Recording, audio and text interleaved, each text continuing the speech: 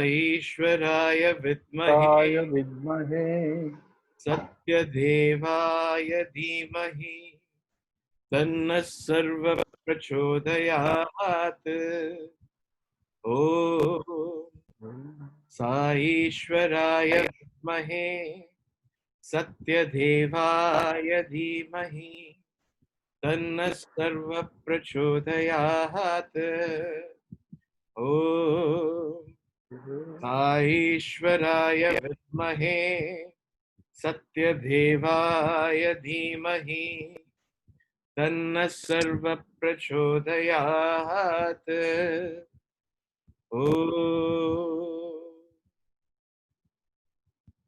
Sai Ram, and welcome to the Govind series of Satsangs in this time of COVID. And as Swami has been so very kind to us, every week we have someone coming in to give us that little message that will help us connect with his teachings, his mission, and his work. And we have one such person today, Brother Gopi. Brother Gopi is someone that I will very fondly cherish, as he was the one who would give me rides to the bhajan centers, or we would come back in the same bus on the way to his university, and I will get down on the way during his student days when he did his masters in Coimbatore, and I was probably a 12 or a 13-year-old Balvika student going to sing in the mandir in Coimbatore. But that is, and the next thing that I would remember about him is Akanda Bhajans, 2 o'clock and Allahu Akbar. That was a bang. We would get the 2 o'clock slots in Akanda Bhajans, and we had no mics, but then we were probably the loudest group singing the 2 to 3 slot. And that's how I would remember Brother Gopi. And then after a long time, during Swami's 70th birthday, I was absolutely fortunate when Brother Ajit Bhai wanted all the props to be moved. He said, there is someone who's transporting rice in a lorry, and he will come and help you transport. And I got into the lorry and I saw Brother Gopi driving it. So that's how he is known.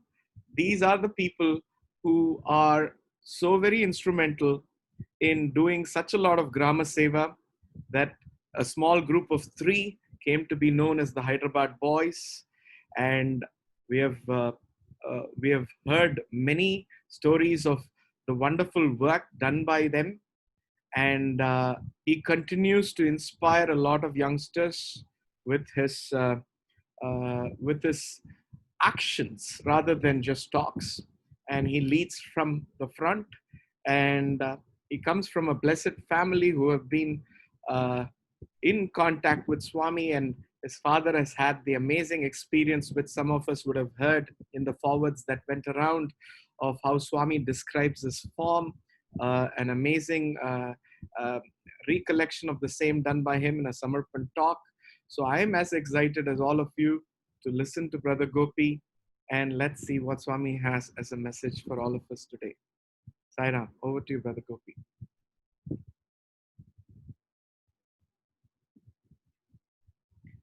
Unmute yourself, Brother Gopi.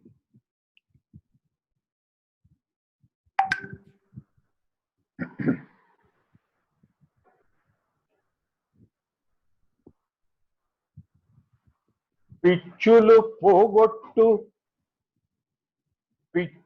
పోగొట్టు పిచ్చి పట్టించును సచితానందుడు Sai Baba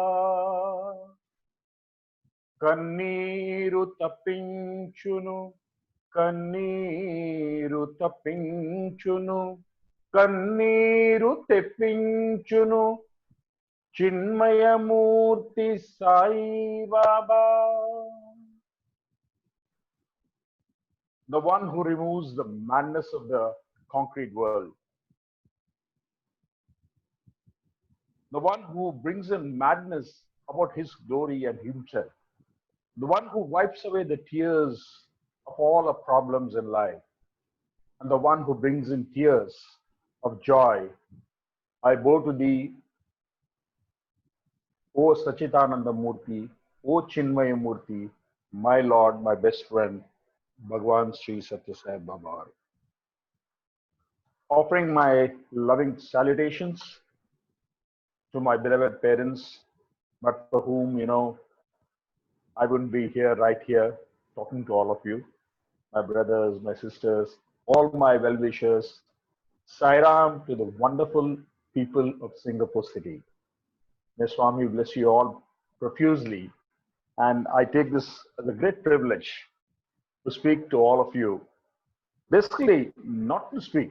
I don't speak spirituality. I don't download messages of what Swami has spoken. Because Swami has spoken almost about, we have 3,500 discourses.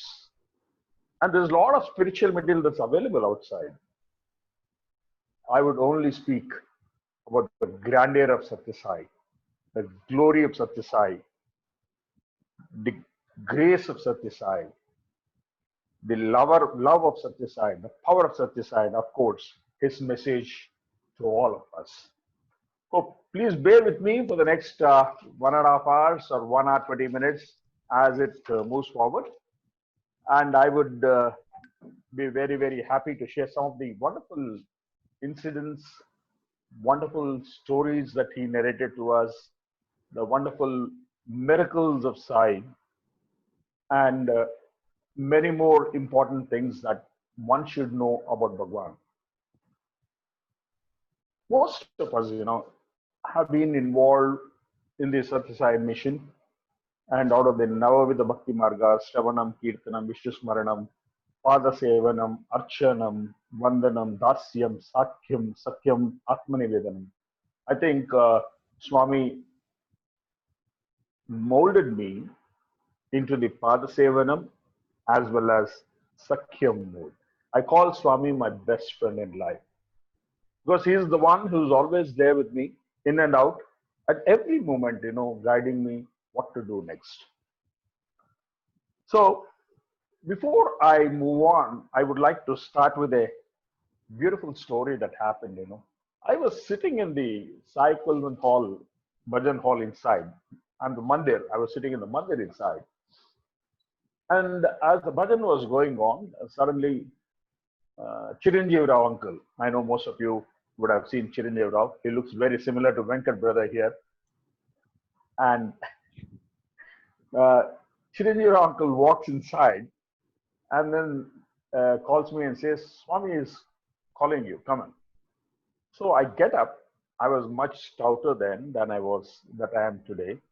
I get up and I walk up outside into the veranda, and by the time Swami had gone into his quarters, well, I didn't know what it was, and nobody dared to go inside and tell him that this fellow has come, you beckoned him. And so I waited for some time. Swami did not come. So at that point of time, Chiranjeev Rao, after the Harti was over, he went inside and he came out and said, Swami has given me this packet. It has Vibhuti. And this Vibhuti, Swami tells me that you're leaving to Hyderabad this evening by the 7 o'clock bus. So Swami wants you to take this Vibhuti and hand it over to Justice Ishwar Prasad, who's a very ardent devotee of Bhagwan, who stays in Hyderabad. And this is the errand that has been given to me. So I was wondering, how does Swami know that I'm leaving by bus and all this stuff? But nevertheless, I took the Vibhuti packet and I said yes. So I took it. I moved to Hyderabad. I got down from the bus station, and instead of going home, I directly went to Justice Ishwar Prasad's home, which is about 10 kilometers away from the bus stand. And I reached there, and it was early in the morning at 6:30, and I knocked the door because pretty early. So Justice Ishwar Prasad uncle comes out, and then he says Sairam to me, and I say, Sairam uncle, how are you?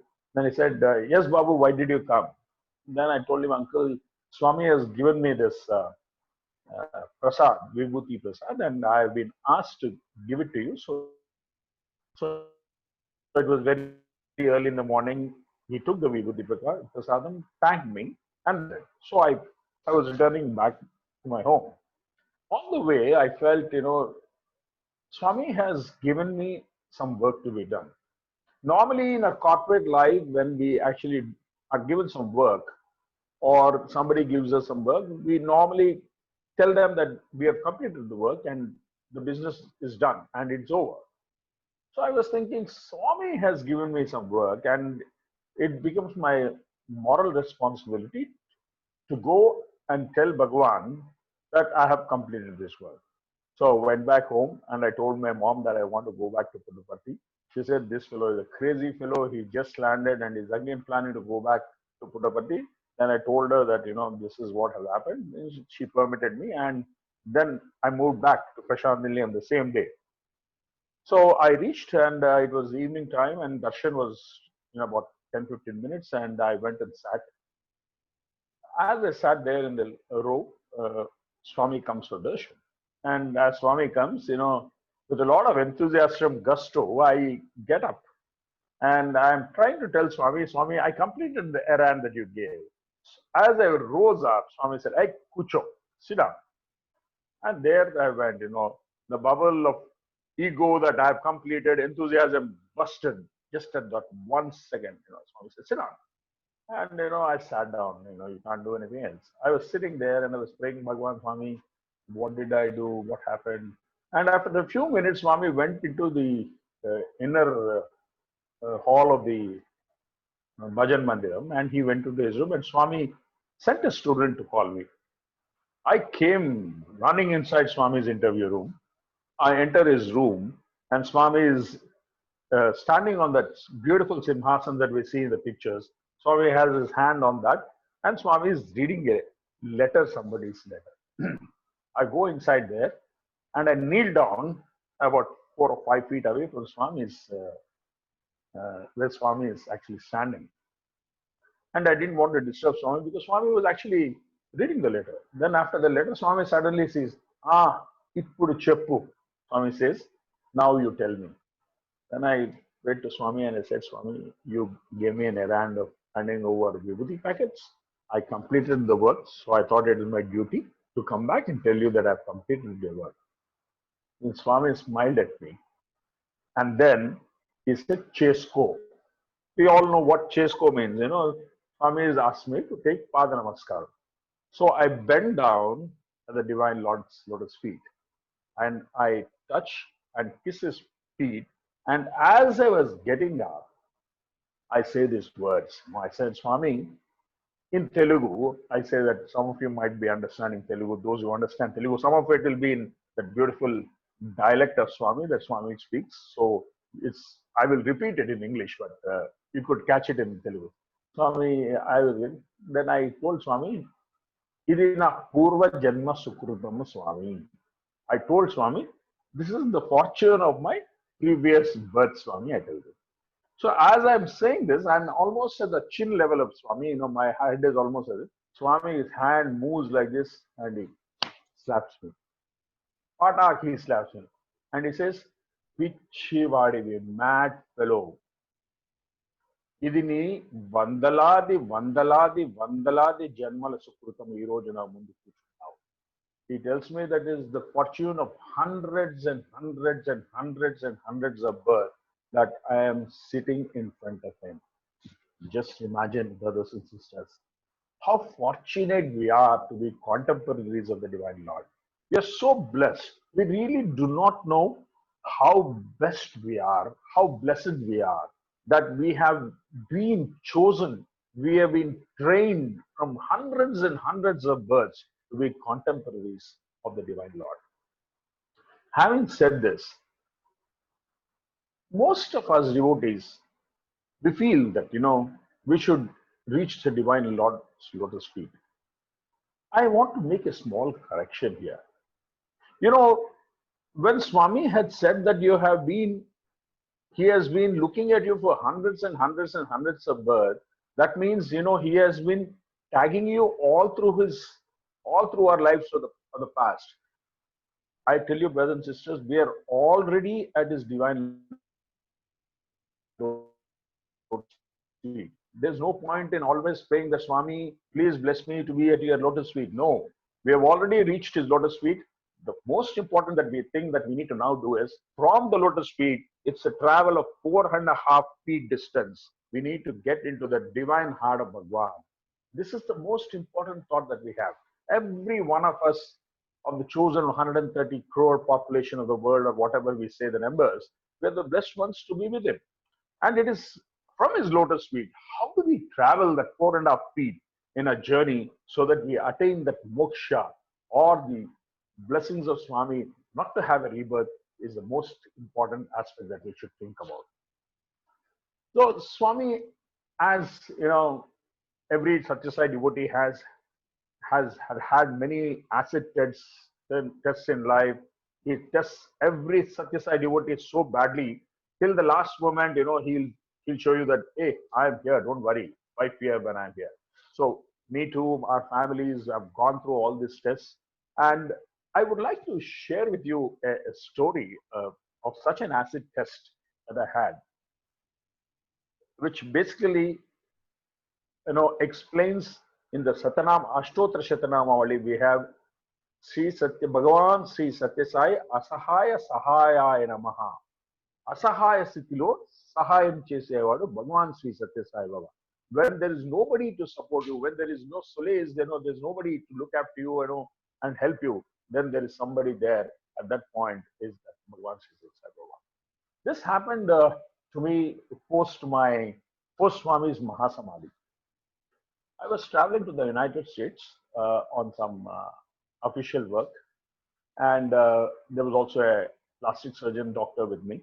We were going to Denver, Colorado, and it was a very short trip for about a week or so. And as I was leaving to the airport in Hyderabad, a very, very close friend of mine, a younger brother, you know, calls me and says, Anna, I heard that you're going to the US. I have a small packet that needs to be delivered, a cover, which I would request you to deliver it to a friend of mine in Chicago, not Chicago, New York. If you could have kindly helped me. I asked him, what is it? Then he said, these are some samples of medicine, and these medicine samples I would want you to take. I said, do you have the required documentation for that? Because if I'm taking some samples and I need some documentation. He said, everything is there. It's as per the FDA norms, everything is available and you can take it. Then he said, he'll bring it over to the airport. He brought them over to the airport in a cover. Then I saw this, you know, he gave me some documentation also. At the last minute taking, I took all the things. I had a carryover and 2 suitcases. I dumped equally into all the suitcases and zoom, I left to the US. I landed in Chicago. Me and my doctor friend, Dr. Balasubramaniam, who was a very well-known plastic surgeon in Hyderabad. So as I landed, we had to make the declaration. So when the slips were given in the aircraft, you know, I knew that I had medical samples. So I told the doctor, you go to the green channel. I'll just go report this, that I have these samples, and I'll get back. I'll join you outside. Simple, normal things that we normally do. So I went to this counter of the customs there, and then I said that I have some samples here, and I would like to just show it. I removed it from my carryover and then gave it to them. The lady there looks at the samples and said, she looked at me, and then she says, do you have the documentation for this? And I said, yes, I have the documentation. I pulled out the papers and gave it to her. And then she says, oh, is that okay? She went back and forth to some back office there. And she comes back and tells me that, look here, sir, these drugs are not permitted. They're banned into entry to the United States of America. I said, these are samples. She said, whom are you giving it to? I had a gentleman's number to whom I had to send it by courier.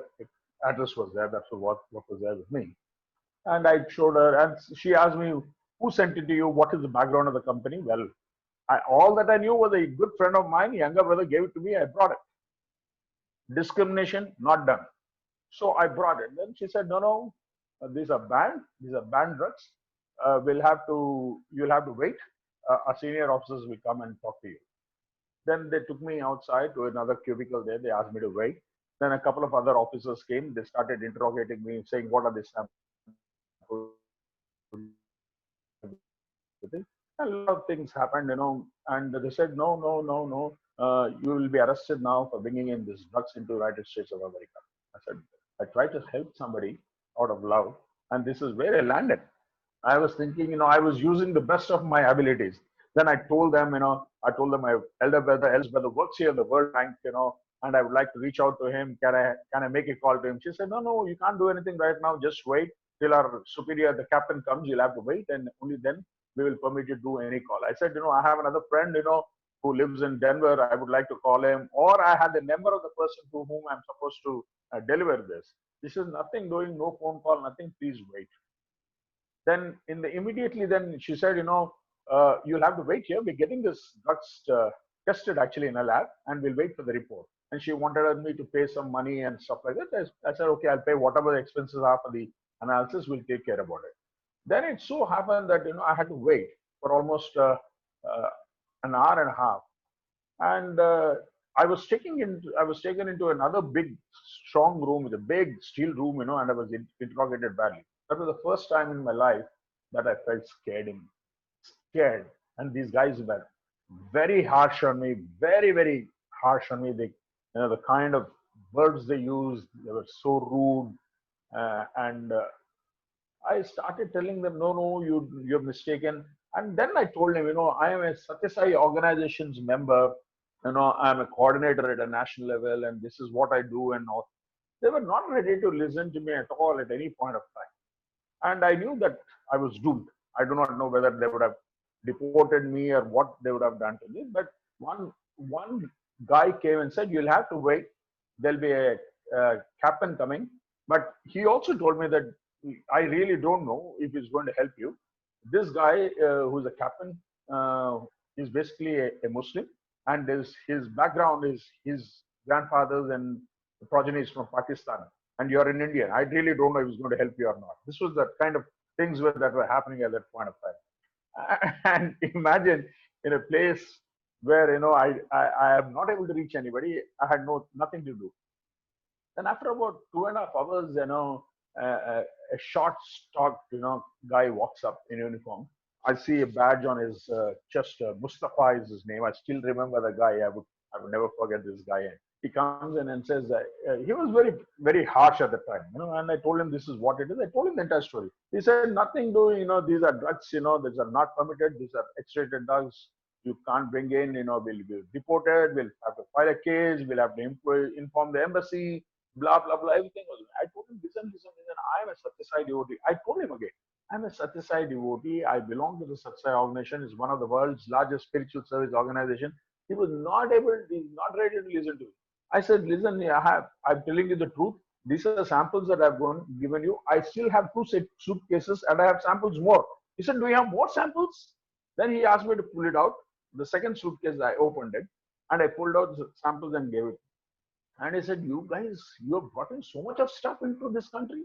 And, they were getting wilder. Then I said, no, listen to me. I'm a Sathya devotee. I'm speaking only the truth and nothing more. And then, I was, that point of time, I was praying to Swami, I tried to help somebody out of love and affection. And where have you landed me into? And into this guy's hands, who's not even ready to listen to me. And I was very, very badly, hurt about the entire things that were happening there. And I was thinking of Swami. Then I said, then he said, open the other suitcase. Now, the third thing, I opened the other suitcase and believe me, I had carried a couple of books that we had printed on Swami's 90th birthday, 85th birthday, I'm sorry. This is 2010, is 2014. Yeah, 80th birthday. The book was Satsangh, the Lord of the Universe. I have this book also. I want to just show it to you guys. This is the book. This is a book that we got it printed at the time, and I was carrying some of the copies of it to give it to some friends in the United States. And all of them were very neatly packed in a brown wrapper and kept at the bottom of the suitcase. I opened the suitcase. Lo and behold, this book is on the top. And as I open, the book is standing there like this with Swami's picture. right on the top. Then the moment I see that, I told the captain, I am talking to you about Satya Sai Baba, Bhagwan Sri Satya Sai Baba, and this is the Lord that I'm talking about. He is a spiritual master. This is what I'm talking about. Then this Mustafa looks at me and looks at the book, looks at me and at the book, and then he suddenly looks into my eyes, and then he calls his officer and says, "This guy is speaking the truth. Let him go." These were the exact words that he said. And you will not believe, all the cases that were to be filed on me were discontinued. He asked two of the officers, he asked those two officers to lead me outside. He told them, he directed those two officers to go and burn these samples that were actually brought in by me in an incinerator which was there outside in their customs department. I went there. I was asked to dump it inside there, and they went from there. They took me to I was supposed to catch a flight to Denver, which I had missed. They took me to the counter. They went up there, got me another flight in the morning at their cost, and they got me a hotel coupon. Then they put me on the bus to the hotel, and that's how we went back to the hotel. And then in the morning, I go back to Denver very, very happily. Imagine in a place where you have nobody to talk to, you have nobody to support, and you are at the last stage of confirmation that you're done. And that is when the Lord comes. Bhagwan Sri Satya Sai Asahaya Sahayaya Nama. And to those people, to those devotees who think that Swami has gone, Swami is not physically there, Swami doesn't exist, and Swami doesn't come when you call him.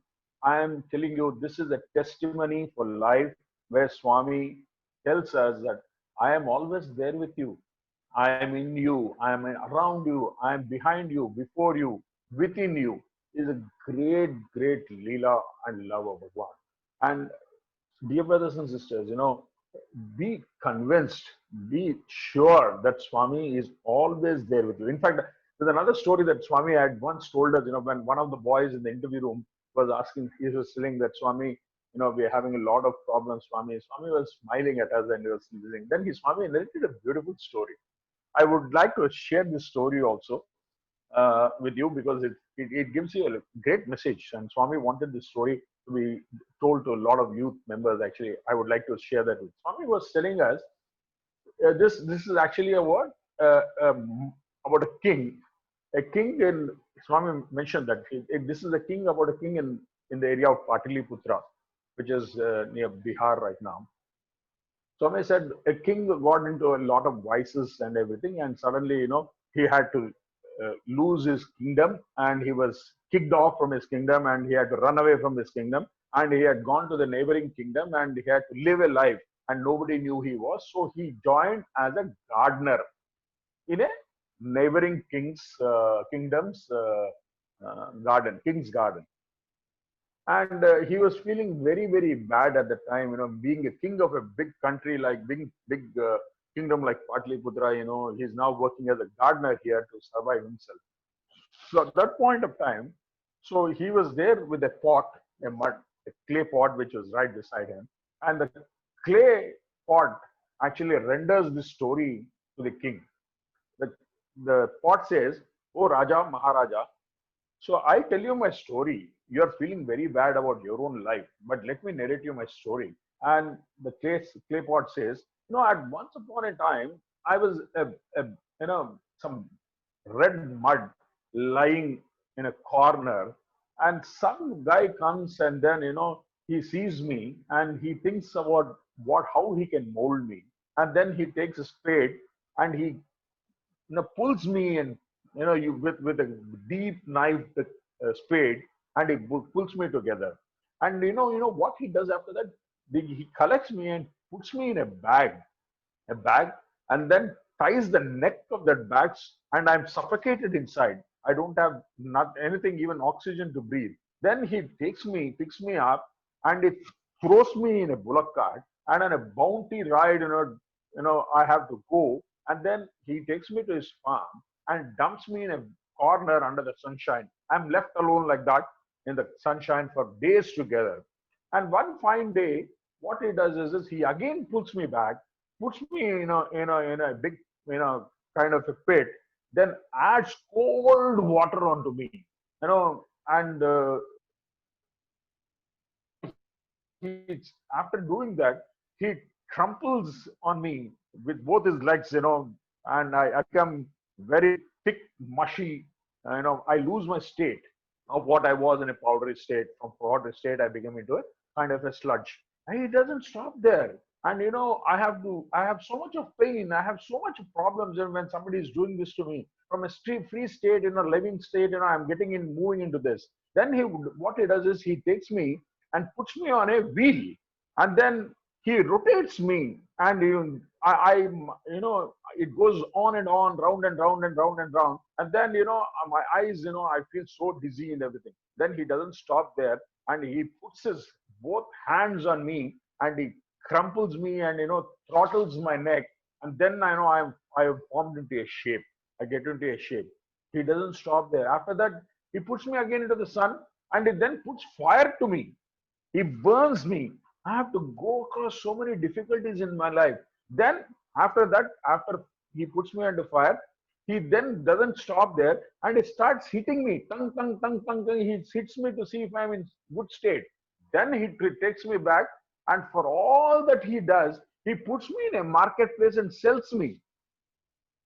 He sells me, and I am sold for a price. And then after all that, I am bought by some guy, and I come here, and in a place like this, in a garden, I'm filled with water. But ultimately, do you know where I am?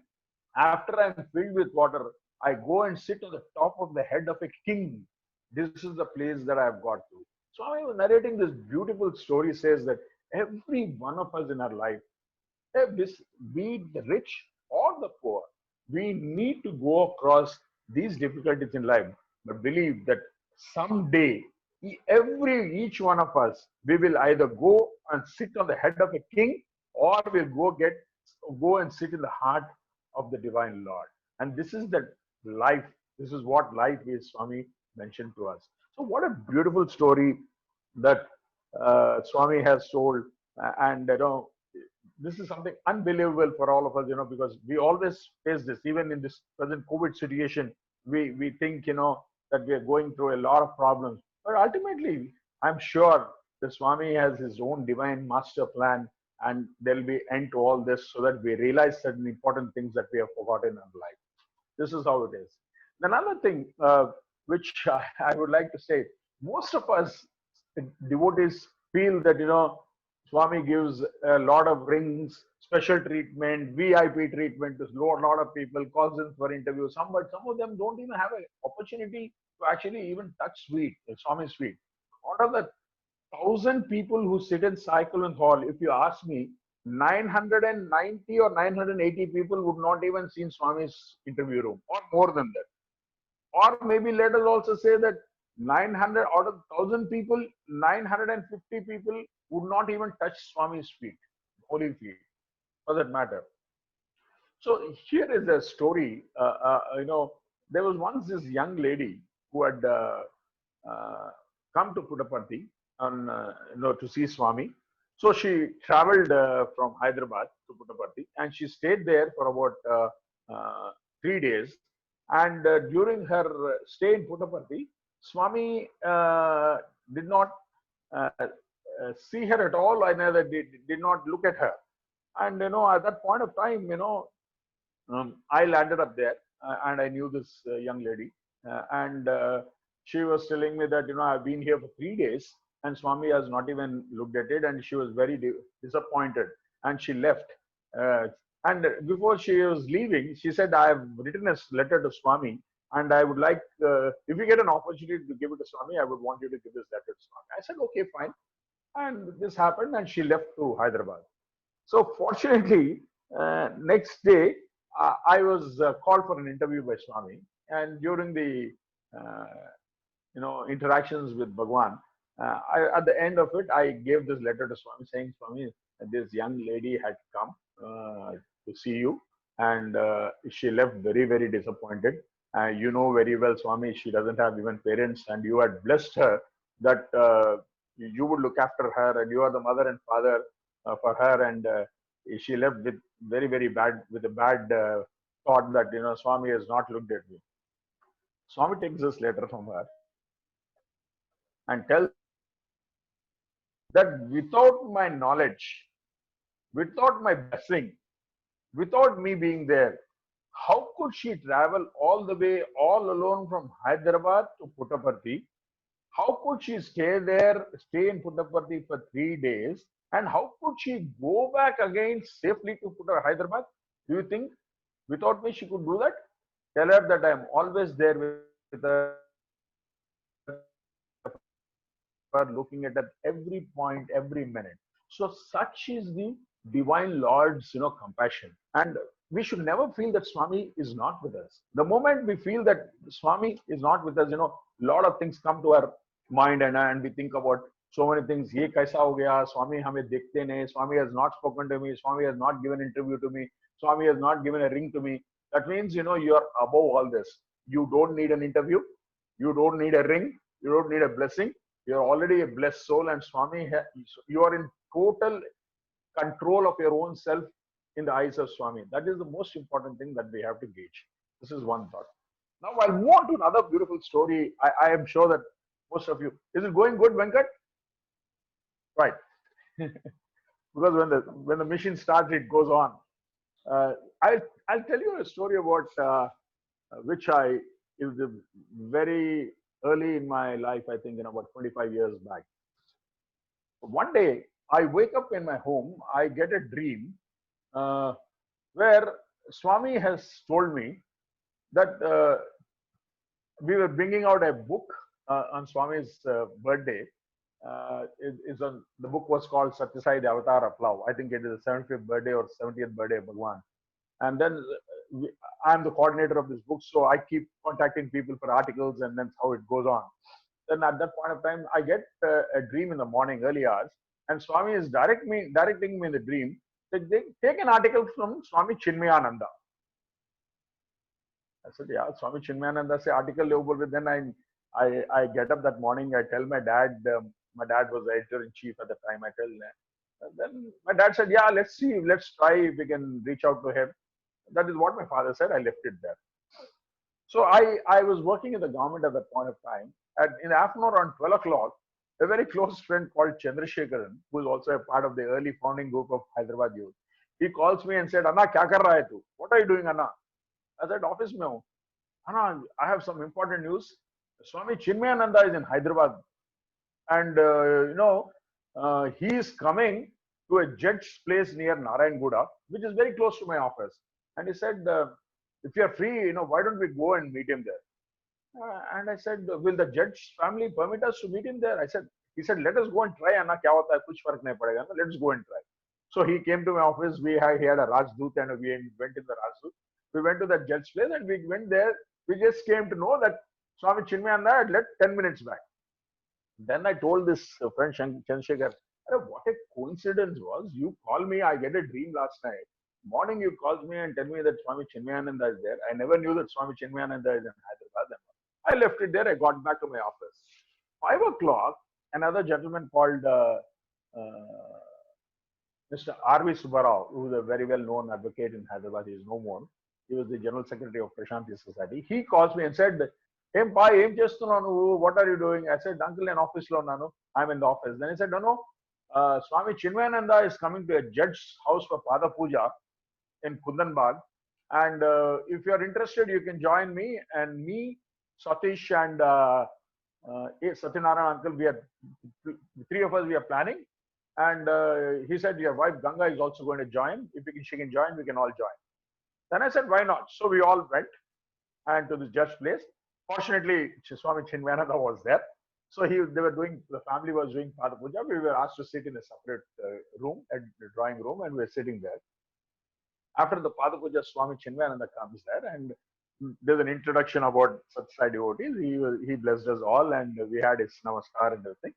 Then during the discussion, I meekly said, Swamiji, I have a small request.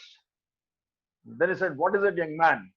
Then I said, we are bringing out a special edition on Satsai Baba, and this comes from Hyderabad, and we'll be very happy if you could contribute to this, an article to this.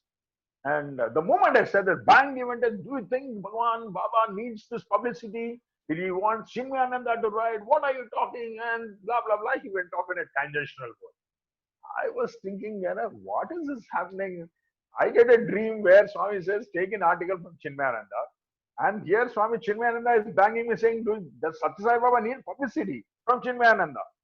Then I kept quiet for some time. And then after a few minutes, I said, Guruji, I have a submission to make.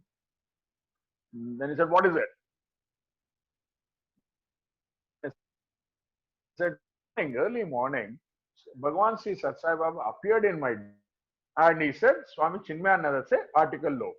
Take an article. The moment I said that, Swami Chinmayananda turned exactly that. He said, God came in your dream and told you to take an article from me?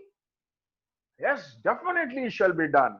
We will ensure that you get an article for this thing. And he said, whatever we discuss now, take it as an interview. You ask me questions, you write it, and you publish it as an article at Chinmayananda. And I was surprised, because a minute before he said no article, nothing, but the entire thing, turned, the other way. Then I'll tell you a later connect to that.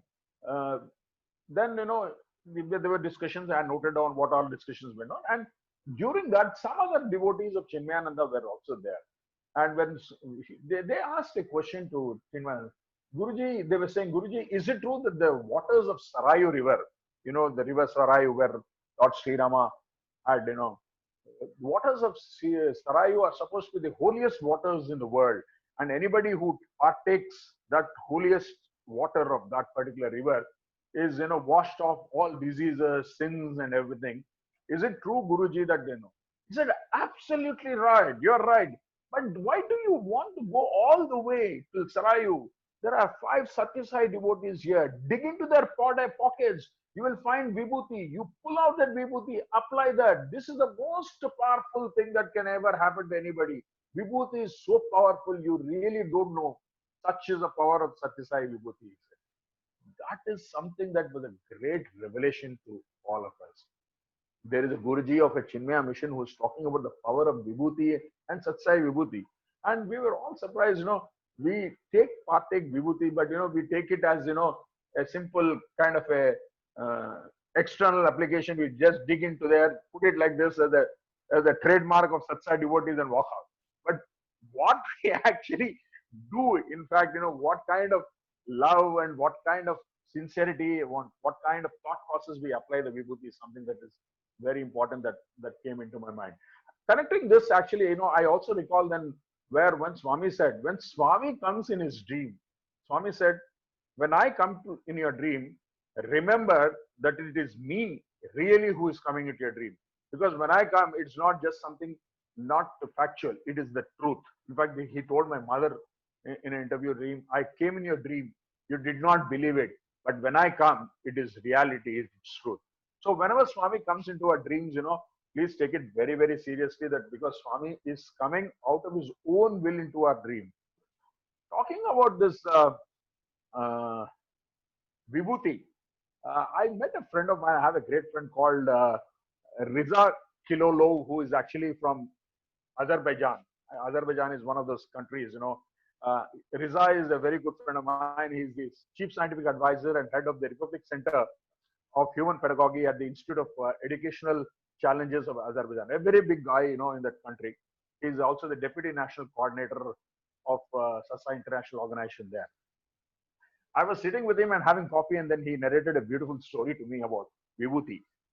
He told me that once he was coming back from a bhajan satsang, and he just reached home, and his neighbor, he was parking his car, and suddenly when he was parking car, he hears a voice of a lady with a kind of a blood curdling sound saying, wailing at the top of her voice, and he rushed there to his neighbor's house, and he went and inside and saw that there's this neighbor was a lady who was holding a baby in her hand, maybe a 5-6 month old baby, and and wailing at the top of her voice. And he inquired what happened, and this lady told that she was giving a wash to the baby in the uh, wash basin, the small baby, and she had just left the baby there and gone to pick up a towel. By the time she came, she found the baby dead. What happened? They didn't know. It was thick winter, I believe, at the time, and it was so bad that she couldn't do anything. She tried every way of actually reviving the child, but nothing happened. I believe Riza checked the pulse of the baby, the heart, and he found that thing has stalled.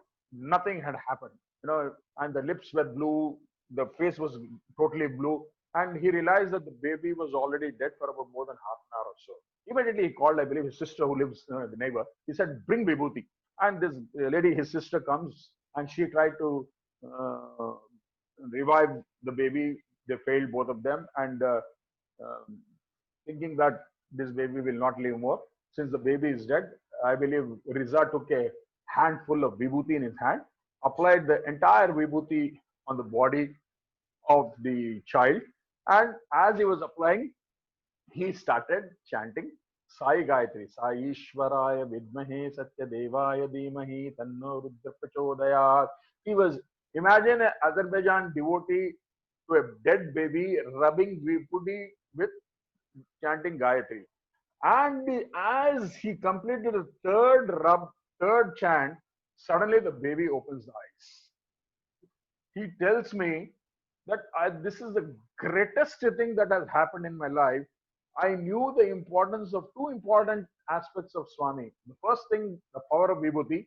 When I rubbed for the baby who was dead for more than 30 minutes, and when I chant Sai Gayatri, I have not even completed the third chant, and lo and behold, the child opens the eyes, scared to see Riza because she has never seen this gentleman, and started crying.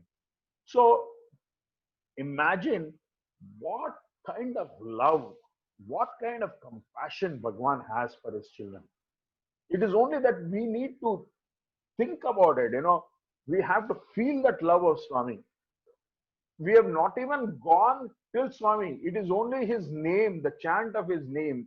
It is the vibhuti that he manifested with his love to all of us. If these two aspects can bring about life-changing aspects in our life, if you actually go into the path of actually following Swami and being one with him, what miracles, what things, what great miracles can all of us do? We need not even go to Swami. We can start doing things on our own. This is something what we need to think about. So the love of Bhagwan is unfathomable. When I say the love is unfathomable, it reminds me of a story. In fact, my brother Sridhar was also there when we were talking to a gentleman called Seshidhar Reddy.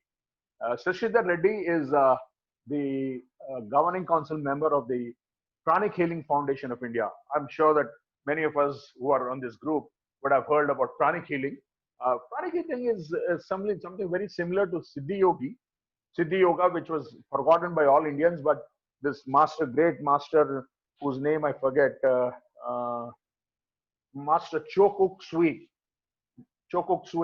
I think he was a Chinese-born Filipino who actually resurrected this entire pranic healing, and globally this is a very big healing alternative system. So we were actually interviewing. In fact, my brother Sridhar was also there. It is on record when he was narrating his experiences with Swami. Sashidhar was telling us that all these great masters of the world, I believe once a year they all meet in a place called Sambala in Himachal Pradesh. I believe the angels, the rishis, the gods, the maharishis, yogis, including Mahavatar Baba, and all these people actually assemble in a place called Sambala, where they actually plan the divine plan, how to materialize the divine plan of the master, the global master, is actually discussed. So it is like an annual plan that we have in corporates. All these Sambalians, they meet there and then they have this plan. And uh, I believe Shashidhar was told by Master Cho, that he had that opportunity there once to see Bhagwan Sri Satya Sai Baba in that Sambala meet. Very distantly, he saw Bhagwan Sri Satya Sai Baba. And from then on, I believe this master had a great urge to see Swami. So it was in the year 1994 or so that he was Master Cho had come to India and he was visiting all the Siddha sites in India, and they landed up in Bangalore. When they landed up in Bangalore, I'm told that Master Cho asked Shashidhar, because Shashidhar belonged to Andhra Pradesh, and he said, there is a gentleman called Satya Sai Baba here. I would like to see him. Then this guy was one guy who never believed in Satya Sai, who wanted to keep Cho away from Satya Sai. He said, why do you want to see him? No, no, no. Then that is that point of time that Master Cho explained to him about the Sambala incident where he had seen Bhagwan Sisrava. From then on, he had this urge. And he said, I would like to see this Satya Sai in physical form. So they landed in Bangalore and they were driving with all reluctancy. This guy said, Shashidhar said, let's go. Puttaparthi is about 150 kilometers from Bangalore. Let's all go. Then they planned and they were traveling.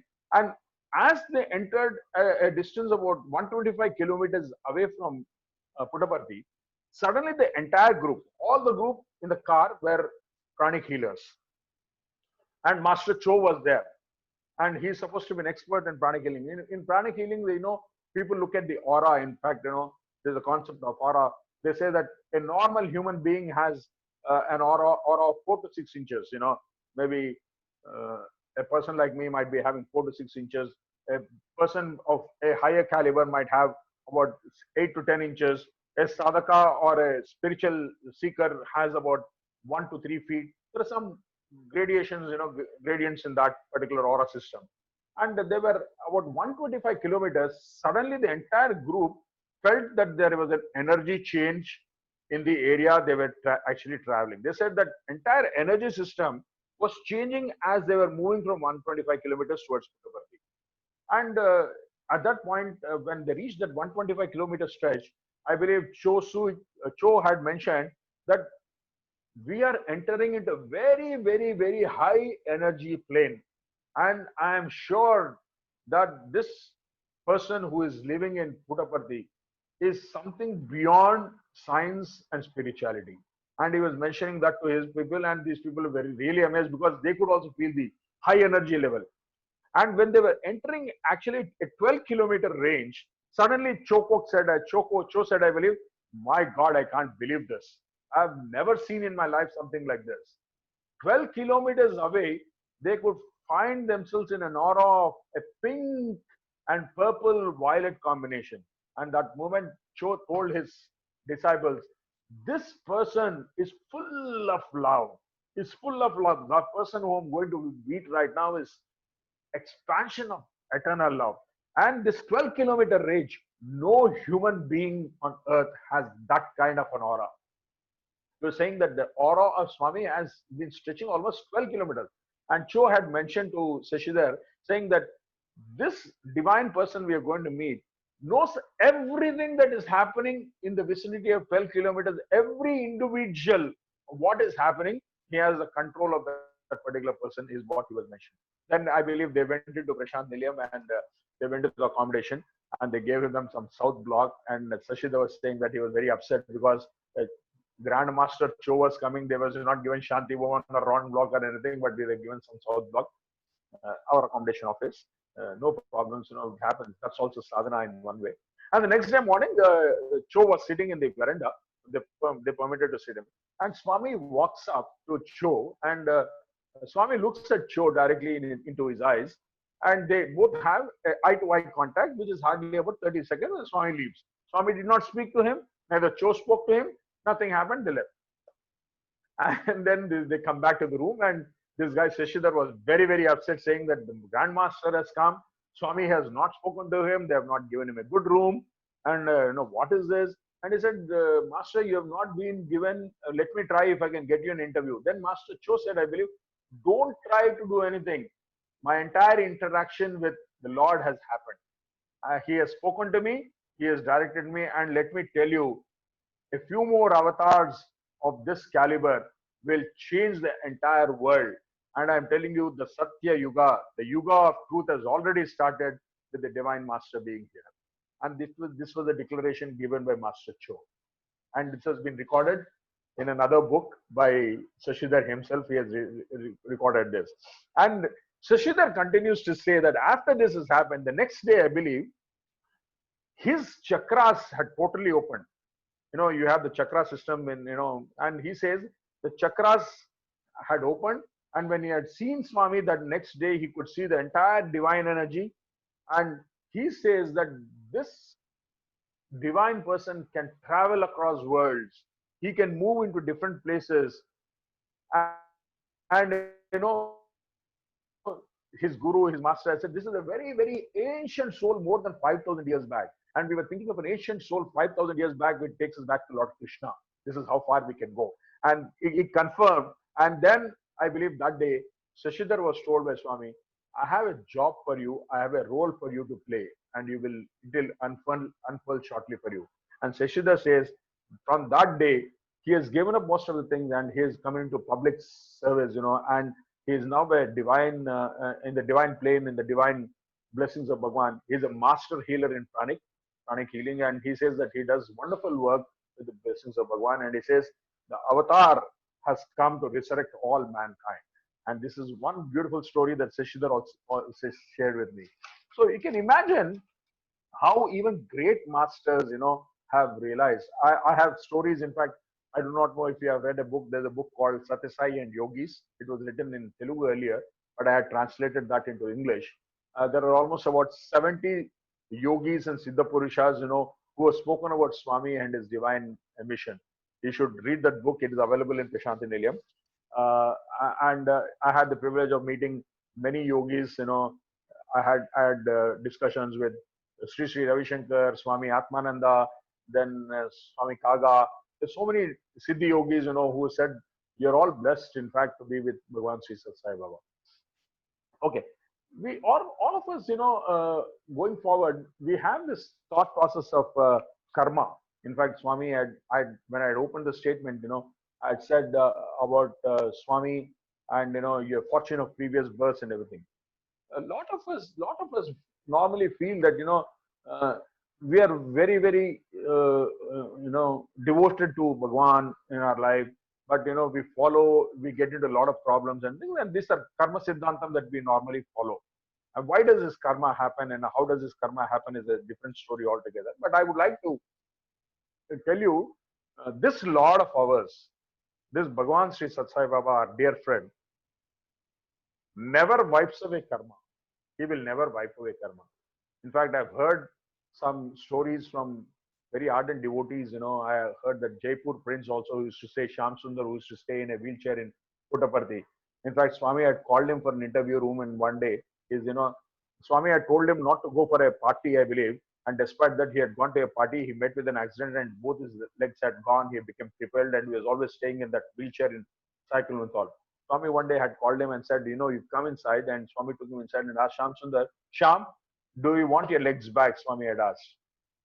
Then he said, Swami, no, Swami, if you give me legs back once again, I'll run back to that concrete jungle once again. I don't want, but whatever karma I have to, accept, I will accept the karma, right? So that I come back again in my next birth, free of any purva karmas. And this is some story. So I want to narrate one story of such karma. My brother is here. It happened to him, Sridhar, who is on this call right now. My brother was actually a joint commissioner of income tax in Hyderabad at that point of time, or I think it was in Chennai, if I'm right, one of these two places.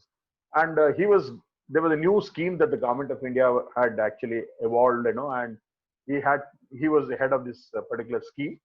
And that was the last day that scheme had to close. And he gets ready to go to office. He gets up, takes a bath, and he's putting his shirt on, and he finds his entire chest area and everything, he has chicken pox.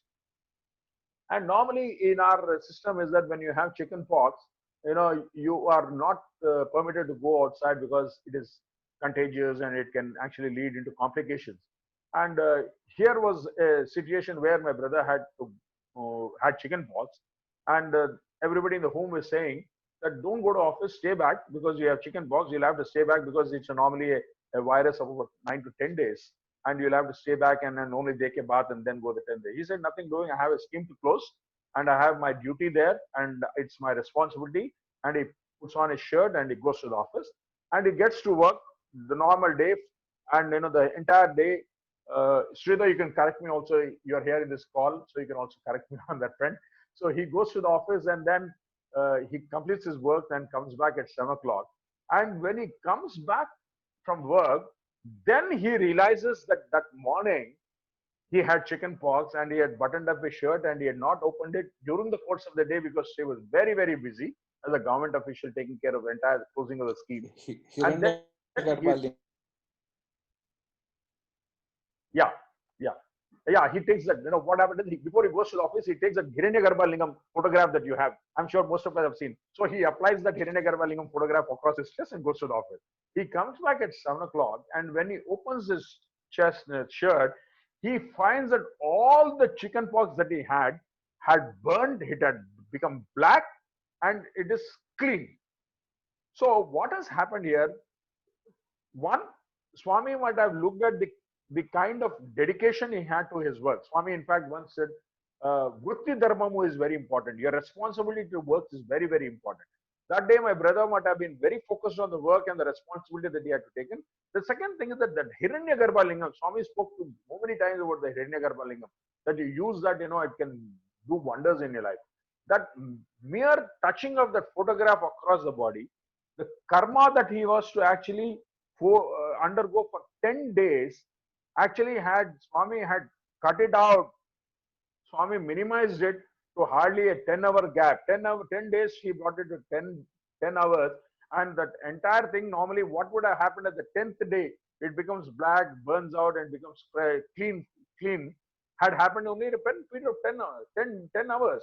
So this clearly denotes that, your karma, Swami, if you have faith in Swami, if you have the trust in Swami, and you entrust your life with trust to Swami, then Swami will bring down the karma but will not wipe it off. So let's say you have to suffer for 100 days, he might bring it down to 10 days, but he will never wipe it out. So devotees should not feel always, अरे ये मुझे क्यों हो गया है, कैसा हो गया है, क्यों हो रहा है, इतना दिन क्यों खींच रहा है, how long this will take, how long do I have to suffer? Have trust in God, then pray to Him, wait, and Swami will answer is a question, and a standing evidence is my brother who's on this call right now. I have many more stories to talk about my brothers, both my brothers, my brother Krishna also, who is in the World Bank. In fact, if you look up April 2019 Sanatan Sar, the English version, I have written the story of my elder brother, how he was almost at the deathbed, with a very rare disease of bacterial endocarditis, how Swami saved him in 6 weeks. It's a phenomenal story of love and compassion. Very, very phenomenal. I think, even a doctor, if he reads that article of mine, which took me almost 9 months to write, because I had to get all the things, in detail and put it. It's a wonderful miracle, and it is a 1 hour satsang by itself. Now, how Swami has taken care minute to minute, moment to moment, day to day, of how a person who was supposed to die with about 90%, 80% bacteria in his heart, and Swami made him move around, and then Swami also told him that you will get a beautiful job in one of the big institutions, and Swami asked him to join on November 23rd. That's how he joined World Bank on November 23rd, Swami's birthday. That's a different story altogether. So I will leave it there at that point of time. But I would like to come back to this story of Lord Venkateshwara. This is not the Lord Venkateshwara story of my father, but a different story of Lord Venkateshwara. How much time do I have, Venkat? I've already done 1 hour 15 minutes. Yeah, you have. You go on. And you also have to touch a little bit on the seva part of it at the end, if you can. Yes, I'll do that. I'll do that. So I will narrate this story, and then maybe we can get into the seva. So this friend of mine is actually this happened way back in 1990. This friend of mine is called Nataraj Sai. I don't know how many of you know this temple called Chinna Tirupati in Dwarka, Tirumala. This is a those of you who cannot go to Tirumala temple in Tirumala, they say that you can go and pray here. This is called the Chinna Tirupati, and it's supposed to be older than the original Tirupati temple. That's how it is. This Nataraj was the Peshkar of the temple at that point of time. And one fine day, he tells me that he narrated the story to me, and he said that, hey, I had a strong thought in my mind, whether Venkateshwar Swami and Satsai Baba are one or not. I need a clarification. And he told me that this thought troubled him so much day and night. For a week, he was thinking about it going on, but and he was in a great maya, not knowing whether what its feelings are, because he wanted some kind of an evidence to prove that that these are true. So he's thinking about it. He was sitting in his office, I believe, evening around 6 o'clock, and he was about to leave. And then he tells me that there's a middle-aged woman who walks into his office and says, I just came here for a marriage of a relative, and this particular this is the name of this particular person, and I would like to know whether there is an accommodation provided for him. Then Nataraj, he was a senior officer in the temple endowment there. He said there is a reservation office down there. You can just go there and inquire. Then she said, no, I am not going anywhere. You go and find out and let me know. Then this guy got disturbed, I believe, but he said, I'm a Sai devotee, let me think about it. So he goes to the reservation office and comes back and says, no, there's no reservation for anybody. Then she said, I'm a woman, I've come here all alone. Get me a room now, immediately. So this guy thought, okay, seva aa gaya, chalo bhai seva karte hain.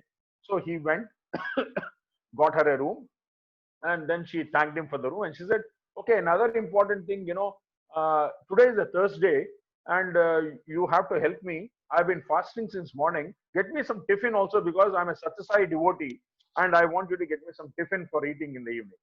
This fellow thought, this lady is giving me orders, she's come as a devotee, but she's a... And then he asked him, I believe you are saying that you're a Satsai devotee, then why did you come to Dwaraka Tirumala? Why did you come to have darshan of the Lord Venkateshwara? Then she looked at him and said, hey, Nik Telida, don't you know? Don't you know that Venkateshwar Swami and Satsai Baba are one? Don't you know that? She tells him, I believe.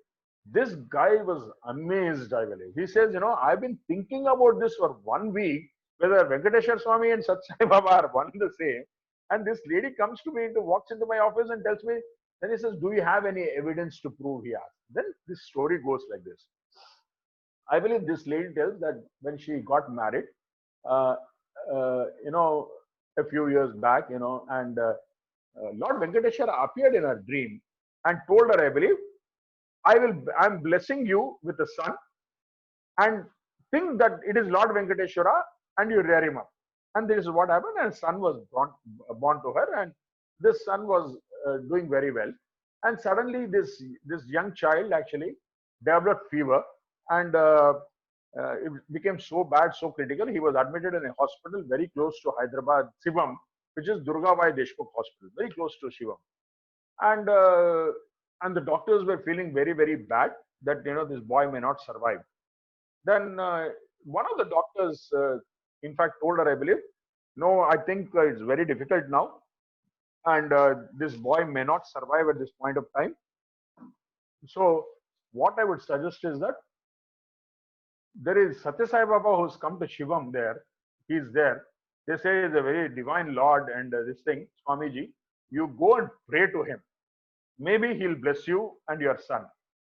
And this lady, without any thought, I believe, she rushed to Shivam. Swami was giving darshan in Shivam at that time.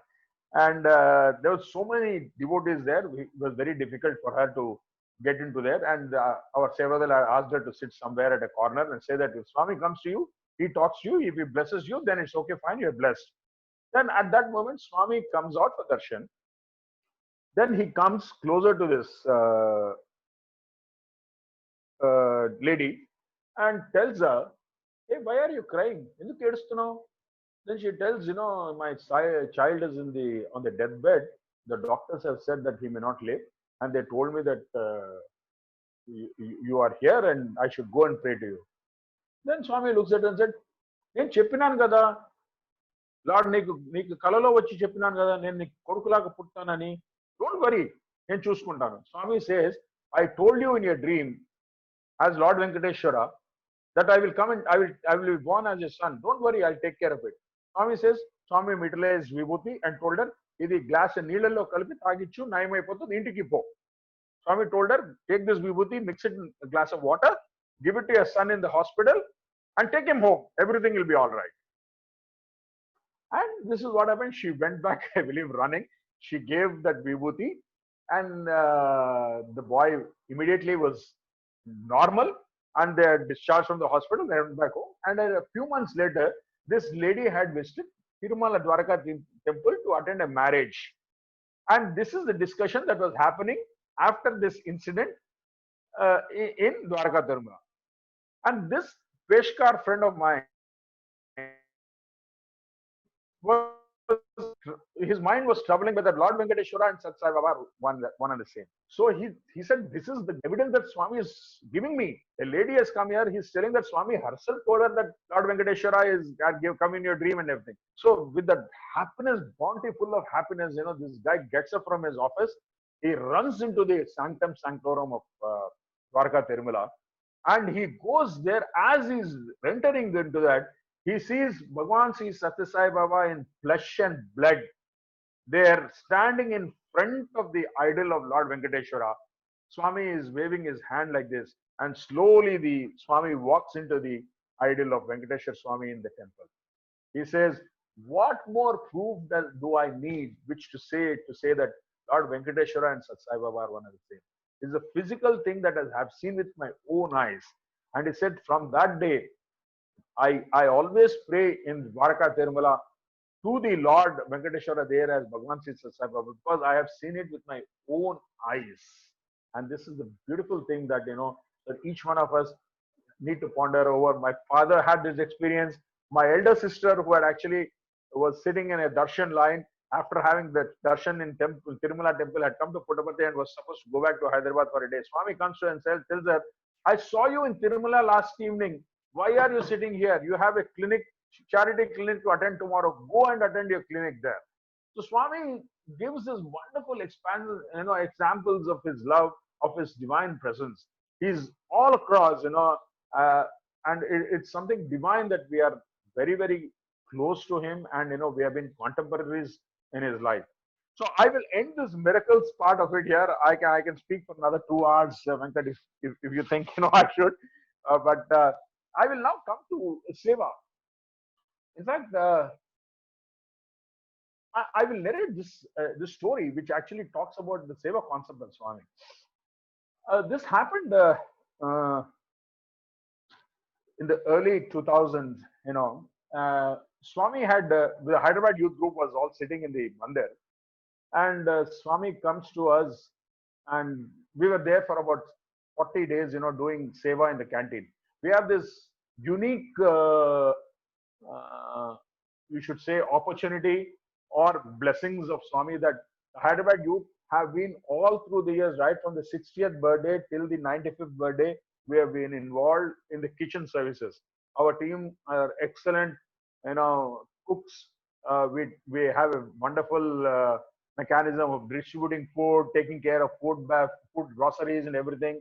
And we are called as Sai Hamalis, actually. You can imagine even a guy who is about 60 kgs in weight carrying a 100 kg bag of sugar on his shoulders. That is a kind of that's only because of Swami, absolutely because of Swami. I remember this incident, very clearly. One day, Raman Rao uncle, who was earlier the All India president, All India services coordinator, comes to us and said, Swami is very upset with you guys. You come and work in the kitchen, I believe, for 30 days, 40 days, but don't take benefit of Swami's darshan. And Swami was very upset with you guys. He said that you should take Swami's darshan and do seva. This is more important. So we went back home to Hyderabad, and we decided that all of us, we felt bad that we displeased Swami, but we're not going to his darshan. So we made it a policy that next visit of us, we'll only go for darshan, not do anything else. Only darshan, but nothing more. So all of us, 40 of us, main group, we went to Puttaparthi and for a 3-day trip, and we sat in the darshan. breakfast, darshan, sleep, darshan, eat, sleep. This was the plan. No work, no seva.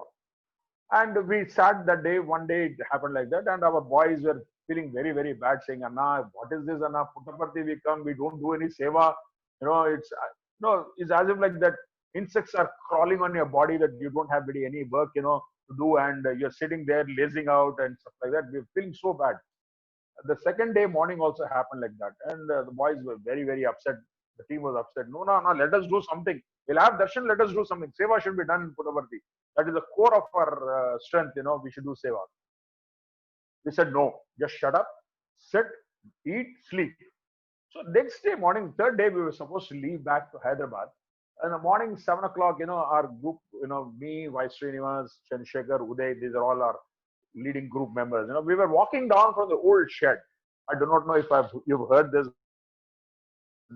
but this beautiful incident of Swami's directions about Seva. Swami, we are walking, and suddenly we feel a stench, very bad foul smell coming. And we wanted to check what it is. We went and we saw some of the bathrooms were clogged, and they've not been cleaned for some time. It was locked in. Then we all sat down and decided, boss, there is something that we need to do. And immediately we went outside, bought phenyl bottles, everything. We woke up all our guys, said, enough of sleep now, let's get to work. And all 40 of us, we started at 8 o'clock in the morning. We had almost about 167 bathrooms or so. Every toilet, which is a public toilet in the ashram, right from shed 1 to all the bathrooms which were there, we had a competition, which bathroom will shine. It will be beautiful, spick and span, we need to clean it. And we started getting to work. And let me tell you, all the boys are postgraduate, doctors, software professionals, very highly committed, professional work. And they got down to do this because it was Swami's ashram, Swami's home, And we were cleaning the last bathroom, and there comes a Maruti car, red Maruti car, in which Chakravarti uncle and Chiranjiro uncle come there. They both come there, and then Chiranjiro uncle gets down, and he calls me Junior Sitapati. My father's name is Mr. Sitapati. He says, hey, Junior Sitapati, come here.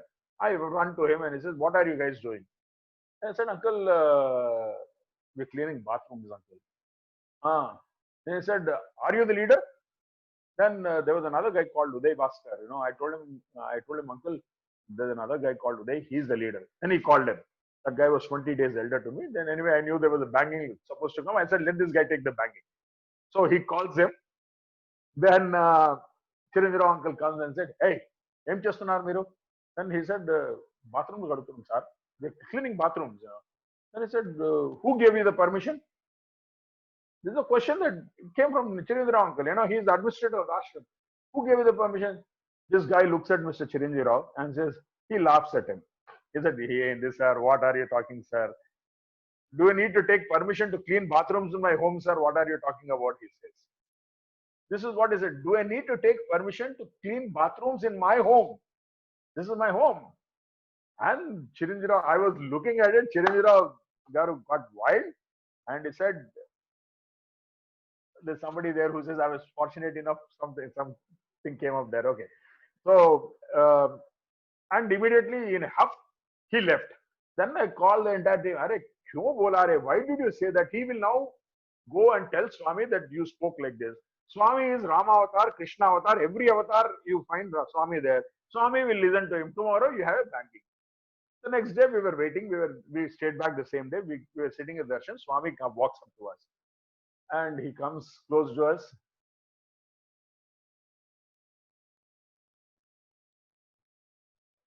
Are you? Yeah, we're all here. The call. Sorry. No, we're all here. We're all here. You have another. You're all here. Yeah, I thought there's another call coming up. Yeah. So Swami comes close to us, and he walks up to us saying, "Rowdy gang, rowdy gang, rowdy gang." He comes close to us, and then we knew that something had happened, and definitely there's trouble for us right now. And at that moment, Swami then immediately tells us that, okay, you guys go inside. And we were called inside the interview room. And Swami is talking to us very lovingly, and suddenly he looks at us and says, "Em chesnarra meeru ninna? What did you do yesterday?" And we said, "Swami, we cleaned bathrooms, Swami." Swami looks at us and he looks at me and he looks at Vidya. Yavarichina permission. Swami says, who gave you the permission? Then immediately everybody in the group knew that Chiranjeev uncle has already told Swami about it. The same words, who gave you the permission, has been repeated by Swami here. And my God, this was something. Everybody looked at Uday. Ab bol was, Swami is asking the question, what you said yesterday, you tell Swami now. So he looks at Swami and said, he says, he is so casually telling Swami, in this Swami, what Swami, what are you, Swami, it is not permission, Swami. You gave us an opportunity to do it, Swami, he said. And the moment Swami tells that word opportunity, Swami is so happy. I'm telling you, Swami became so happy. And he continued to talk to us. And during the ending of that interview, Swami is posing a question to us. He's saying, hey, to do God, and he shows himself. He says, God, what is the kind of reward God gives a good seva worker? Swami is posing the question to us. He shows himself and says, what does God give as a reward to a good seva worker? And we had some answers, we were telling a lot of answers, and Swami said, no, kadu, kadu, kadu. Then he replied, and he said, Bhagavantudu, he shows himself and says, oka manchi worker ki inkoka opportunity istadu seva chesukodaniki. God bestows you with yet another opportunity of seva. And this is the most important component of seva. See, whenever Swami has said, whenever you get an opportunity to render seva in your life, just grab that opportunity. Do not leave. Because let me tell you, the easiest path to reach Bhagwan, if at all Swami had spoken to Hyderabad Youth Group for such long hours in his mission of life, for so many interviews that he had given, or so much of love that he has bestowed, it is only purely because of the seva initiatives that we had taken up, which was done selflessly. There have been so many people who have read Ramayanas, Itihas, Upanishads, everything has been in. That's one kind of, reaching God. I'm not saying that's not a path, but the easiest way that we have realized, each one of us has realized is do seva and Swami respond. In fact, Swami told us in an interview, Are Miru Cheyandi, I will not come in a flight, I will not come in a car, I will not come in, I will come in a flash of a second round. Swami was saying like this, I'll come in a flash. And truly, when we were doing a seva, in a village called Kadarpeta, in fact, there was a faction, we were doing a village seva there. We had gone there with our entire medical team. There was a village faction and, they were running around chopping off heads, legs and everything. And unfortunately, what happened, we were running a medical camp. Those cases came to us. One guy's leg was chopped, one guy's hand was chopped. And, we were wondering, what kind of seva is this? Somebody's chopping off their legs and hands, we are tying bandages and we're taking care of them. Swami at that day, when we took a picture of it, after the entire thing subsided, police had come, everything had subsided. When we took a picture, in that picture, the entire group was saying, but right in the middle, in beautiful lamps, there's a letter formed Baba, and Swami's hands are there. Imagine, Swami, what did he say? I'll not come by car, I'll not come by flight, I'll come in a flash.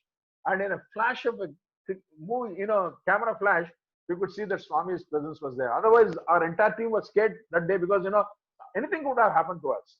So Swami protects us, and another beautiful example, we were all sitting after a Grama Seva program, we were waiting for Padnamaskar. Swami said he'll give us Padnamaskar, and we were sitting, all of us were sitting there. And Swami walks up, and there is this young boy, Sunil, who was in the United Kingdom. He's just come back to India, and stays in Bangalore right now. He rose up and said, Swami, seva cheskone anugrami and Swami. Give us the benefit of rendering seva, Swami. He prayed to Swami. And Swami looked at him and said, Ippudu em chestunnaru? What are you doing right now? And then Swami immediately looked at it and smiled and said, he made a statement that day. Seva chestu pondi, chestu pondi, chestu pondi. Continue to do seva, seva, seva. Ee Sai, me seva chestu potadu, chestu potadu, chestu potadu. Swami told us that you continue to do seva, seva, seva. This I will do your seva, your seva, your seva. What more do we need? What more do we need? So don't even ever hesitate. Get the slightest opportunity, the best of the opportunity to render seva. Don't even think twice about actually looking at that aspect. Should I do it? Should I not do it? Can I postpone it? Shall I do? What should I do? Should not even come to our mind. And this is the greatest lesson that we have all learned from Bhagwan. The Hyderabad youth per se has been involved in a lot of activities. We have trained a few lakhs of youngsters, on skill sets and values over a period of 20 years. 20 years on every Saturday and Sunday, we had the unique opportunity of going out to the villages and doing Seva, Grama Seva, Mahayagnam. In fact, the concept of Amruta Kalasham, which we all do, now, which is a global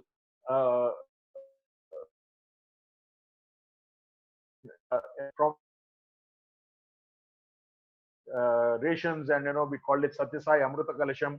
We distributed it, and Swami was so happy about it. And the concept of seva is something that Swami, you can get very, very close to Swami, by doing seva. And this is a great opportunity. Do not look back anytime whenever you get an opportunity of doing seva.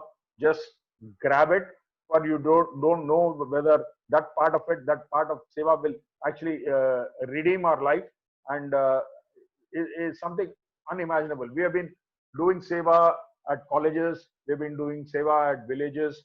We have classes that we conduct for underprivileged students, in accounting systems, web designing, graphic designing, and many other things. We have management classes for MBA students. All these things are encapsulated, with values. And we have a lot of students participating, sometimes 200 students participate. We're now presently running a national program also in India, called the Satsangh National Leadership Program for Self-Transformation. More than 200 students from all across the country actually are involved in this. We are partnered with the Satsangh Institute of Higher Learning. Eminent speakers from across the country are talking to these youngsters. So I would say that in my life or in our lives, if we have gotten close to Swami, it's only because of seva. So I per se,